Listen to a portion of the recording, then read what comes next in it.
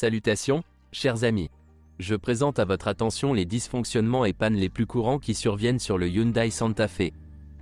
Un signe certain d'une voiture développée à la fin des années 90, il n'y a d'ESC dans aucun niveau de finition, et à certains endroits il n'y a même pas d'ABS. L'essieu arrière peut être équipé de disques ou de tambours, selon la motorisation et la présence de l'ABS. Les mécanismes de freinage simple de Mando avec un kilométrage supérieur à 200 000 ont généralement déjà été réparés une fois avec le remplacement des antères et des broches, ainsi que de tous les raccords. Sinon, vous devrez le faire après l'achat. Éventuellement avec remplacement des flexibles de frein des roues avant. Mais les conduites de frein résistent bien, le joint est bon, même à l'arrière il rouille rarement. Il n'y a pas lieu d'avoir peur des tambours sur l'essieu arrière, leur durée de vie est encore meilleure que celle des freins à disque, notamment lors de déplacements dans la boue. Dans le même temps, la voiture freine avec eux comme avec des freins à disque. La suspension des voitures est également simple et bon marché, et c'est là que s'arrêtent ses avantages, la maniabilité est très médiocre, tout comme la durée de vie. Les supports de jambes de force avant sont faibles, s'ils s'usent trop, les coupelles peuvent être endommagées. Les ressorts sont également étonnamment faibles et ne peuvent pas résister aux surcharges, leurs tiges se cassent tout simplement. Les bras de commande avant sont solides et les rotules sont remplaçables. Les éléments en caoutchouc faible nécessitaient un remplacement même avec des kilomètres allant jusqu'à 60 000. Tout d'abord, les supports et les blocs silencieux du bras avant, ainsi que le grand bloc silencieux du bras oscillant de la suspension arrière, n'ont pas résisté. Mais maintenant, toutes ces pièces ne sont probablement pas d'origine, et tout dépend du constructeur et du style de fonctionnement de la voiture. Les consommables sont bon marché, mais on tombe sur des voitures dans un état très négligé, où littéralement tout doit être changé, jusqu'au bloc silencieux des sous-châssis. Direction à crémaillère conventionnelle et direction assistée. Cette combinaison est généralement assez fiable, mais dans ce cas, les raccords de l'amplificateur échouent. Les tubes fuient, en particulier le tube haute pression inférieure. La durée de vie de la pompe est courte, surtout si l'huile de la direction assistée n'est pas changée régulièrement, et si elle s'aère, elle tombe rapidement en panne. La crémaillère n'est pas satisfaite de l'abrasion du site d'installation du joint d'huile centrale et de la conception fragile en général. Avec l'âge, elle commence à cogner à cause de l'usure des bagues latérales, et parfois à tondre, à cause de l'usure et du jeu. La bobine.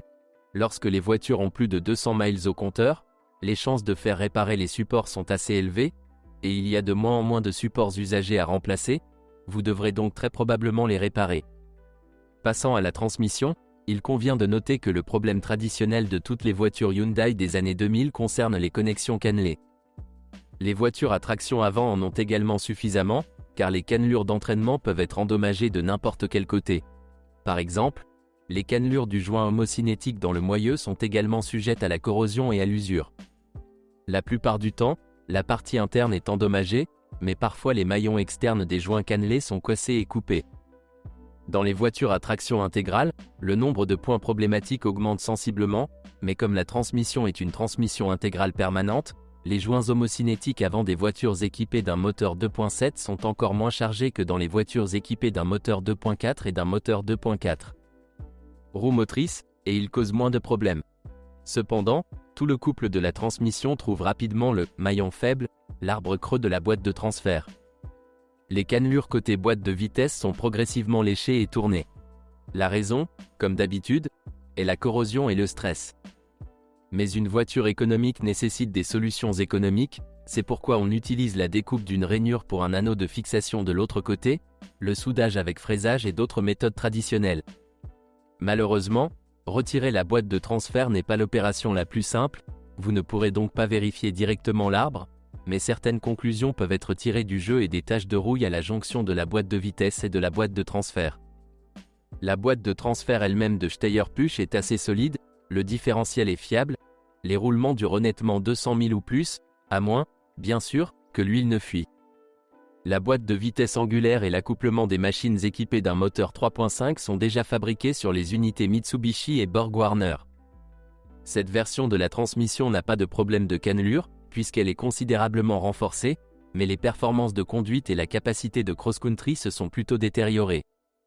Et la durée de vie des embrayages électromagnétiques BW de première génération laisse beaucoup à désirer. En plus de l'usure, il existe des problèmes d'étanchéité des joints et d'humidité pénétrant à l'intérieur de l'embrayage, des dommages à l'électroaimant et aux embrayages. Les transmissions manuelles du Santa Fe sont fiables, sauf qu'à plus de 200 km, il peut y avoir des problèmes de synchronisation et une augmentation du bruit. Mais généralement, tout est résolu en remplaçant les accouplements, en ajustant le mécanisme de commutation ou en le réparant, ou dans le pire des cas, en remplaçant les roulements. Les dommages graves sont rares et les boîtes elles-mêmes sont peu coûteuses. En dernier recours, Mitsubishi dispose d'un tas d'unités compatibles avec un contrat. Les volants BIMAS n'ont pas la meilleure réputation. Ils ont une courte durée de vie à la fois du volant moteur lui-même et de la garniture d'embrayage. Mais ils ont été installés pour une durée très limitée, jusqu'en 2003, sur des voitures équipées de moteurs 2.4 et 2.7. Dans la pratique, ils ont été remplacés presque partout par des voitures monomasse ordinaires. La durée de vie de l'embrayage d'un volant moteur monomasse n'est généralement pas un record, 100 à 1000 et demi. De plus, les kits non originaux ont souvent une durée de vie plus longue que les kits originaux. Les transmissions automatiques sont encore plus fiables que les transmissions manuelles. Les boîtes de vitesse F4 à 4.2, à traction avant, diffèrent peu des boîtes de vitesse, à traction intégrale, W4 à 4.2 au niveau de la carrosserie et du différentiel. Étant donné que la charge maximale sur les boîtes de vitesse à traction avant est moindre, elles durent un peu plus longtemps, si longtemps qu'elles survivent à la fois à la carrosserie et au moteur. Seuls les premiers exemplaires de l'assemblage coréen produit avant 2003 peuvent causer un certain nombre de problèmes, notamment une usure accrue du train planétaire Overdrive et la destruction de son roulement à aiguille. Plus tard, le problème a été résolu et il ne se manifeste que sous des charges très élevées et à des kilomètres très élevés, bien au-delà de 250 000 km. Mais sur les voitures équipées d'un moteur 2.7, de grosses roues et d'un gars « sexy » au volant, cela arrive. Si vous voyez une telle combinaison, écoutez le fonctionnement de la transmission automatique sur un ascenseur, vous devez appuyer légèrement sur le frein et augmenter le régime moteur à un 502 000. Une telle charge est généralement suffisante pour entendre un problème avec le engrenage planétaire. En cours de route, on peut noter le risque d'endommagement des capteurs de vitesse et des solénoïdes, surtout si l'huile n'a pas été changée depuis longtemps et a été utilisée durement. Les voitures équipées d'un moteur 3.5, extrêmement rare chez nous, sont équipées d'une transmission automatique associée de la série F5 à 5.1. Malheureusement, avec un tel moteur, cette transmission ne peut plus se vanter d'une excellente fiabilité. Les bandes de frein brûlent, le train épicycloïde à l'avant, le tambour d'embrayage direct tombe en panne et le différentiel cède souvent, incapable de supporter la charge. Des pannes mineures de capteurs et de solénoïdes subsistent également. La plupart des Santa Fe russes sont équipés de moteurs V6 de 2,7 litres de la série G6BA. Il existe également des options assemblées en Corée avec des moteurs de 2,4 litres de la série G4JS, née Mitsubishi 4G64. Il existe également des moteurs diesel 2.0 CRDI de la série Hyundai D. Ils ont été développés par les Italiens de VM Motori et sont similaires aux moteurs de la série RA420 SOHC. Depuis que la production a été lancée conjointement avec GM Corée, on les retrouve également sur les Chevrolet et Opel Antara coréennes.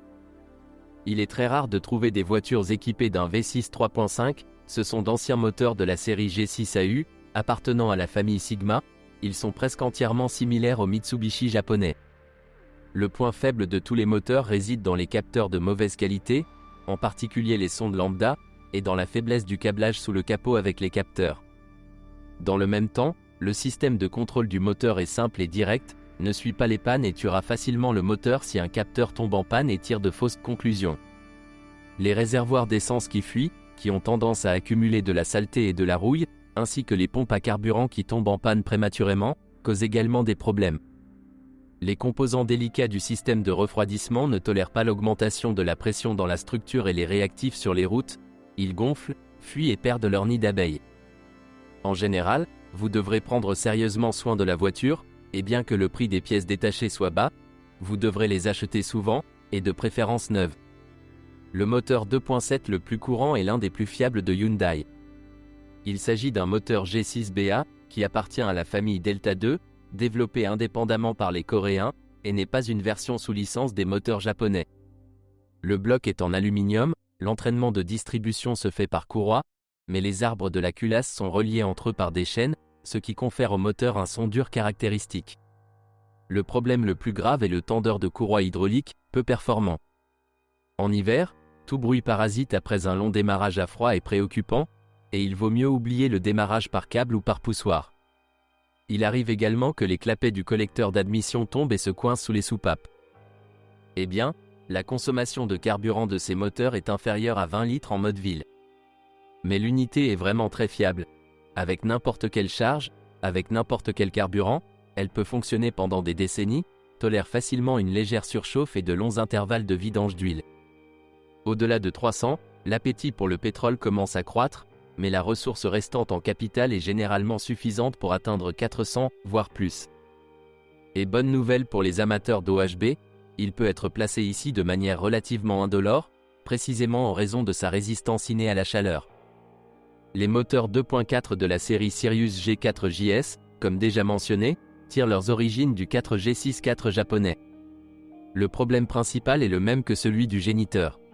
L'entraînement par courroie de distribution est bon pour tout le monde, mais en vain les Japonais ont commencé à entraîner l'arbre d'équilibrage avec une courroie. La courroie est fine et se casse facilement, et des débris tombent sous la courroie de distribution, et bonjour, révision de la culasse. Les moteurs diesel D4AE sur Santa Fe sont perçus différemment. Les critiques sont très polaires, des élogieuses des propriétaires qui ont eu de la chance aux extrêmement négatives de ceux qui ont déjà changé plus d'un moteur. Le groupe piston ici est très réussi, mais il y a beaucoup de problèmes avec l'équipement carburant, des injecteurs faibles et un système d'étanchéité inapproprié. Tous les autres problèmes peuvent être résolus avec un bon service. Ainsi, la ressource de la courroie de distribution est relativement courte et elle doit être changée strictement conformément à la réglementation. Pour ceux qui changent rarement l'huile, le tamis de récupération d'huile peut se boucher, ce qui se termine extrêmement tristement pour le moteur. Il soulève généralement le vilebrequin, de sorte que la réparation est impossible. Mais avec un bon entretien, le moteur a toutes les chances d'atteindre les mêmes 350 à 400 000, tout en consommant 10 litres au 100 km sans essence. Les moteurs de la série 3.5 G6AU sont rares et aucune donnée sur leur durée de vie n'a pu être trouvée. Mais comme il s'agit d'une version d'acte du bon vieux Mitsubishi 6G74 et qu'elle est presque entièrement compatible avec le moteur original, en termes de composants, il s'agit presque certainement d'un moteur performant et ingénieux. Ce sont toutes les informations sur les problèmes du Hyundai Santa Fe. Si vous en savez plus ou n'êtes pas d'accord avec ce que vous avez entendu, je vous attends dans les commentaires.